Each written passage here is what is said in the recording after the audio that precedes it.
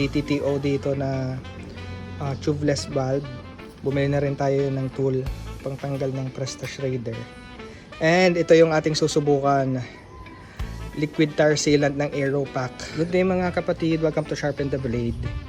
It's very inevitable po ang ating pagtutubeless dahil po niregaluhan tayo ni Mrs. ng bagong gulong. And sinubukan natin na hindi mag-tubeless. Kaso 3 times na po tayo na nabubutas. Di ko alam kung nagkaka-pinch yung tube natin or what. Pero kailangan na natin siyang subukan na i-tubeless nga. Pero budget tubeless ang ating approach ngayon. As always naman. Dahil meron na tayong ZTTO dito na tubeless valve. Ito ay 100 plus lang. Bumili na rin tayo ng tool pangtanggal ng Presta Shredder. And ito yung ating susubukan, liquid tire sealant ng Aero Pack. Pang sasakyan ito.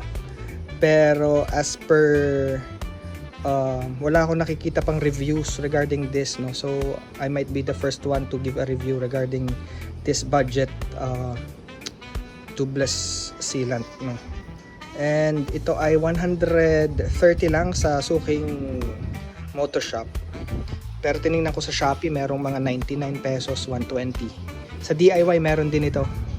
So pwede nyo rin subukan, tapos tingnan natin kung anong magiging feedback para sa inyong experience, from your experience. Tapos ito ay 85 to 225 ml. Ito 300. So pwede natin simulan ng kalahati, 150 ml kalahati nito. Or 100 muna siguro, pwede naman mag-top up. Kailangan padaanin sa tube valve, tubeless valve. So papalitan din natin ito. Alright, so let's see.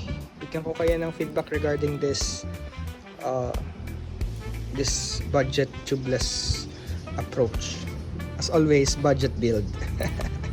Again, ZTTO to. Isa sa murang parts and Aero Pack na sealant. Ang maganda daw dito, kahit sa nakasulat dito, madaling tanggalin in case kailangan magtanggal nga no sealant sa loob ng tires. Kahit nga water daw, punas, water, and madali siyang tanggalin. Unlike yung mga Kobe daw na parang nagiging glue na makapal na nagkakaroon ng imbalance sa gulong. So let's see. And this seals up to 6 mm. Tingnan natin kung ano ang resulta. Let's go!